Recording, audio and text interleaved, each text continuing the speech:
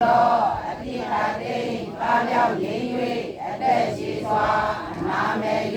ရာမေကင်းကြောင့်ကောင်းမှုမင်္ဂလာဖြစ်ပါစေဖြင့်အကျိုးမှာဆရာယေနာတရားယေနာ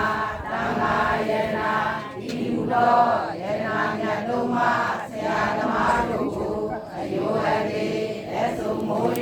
ရှိဖို့ပူဇော်ဥမျောမှလျှော့တော်ပါ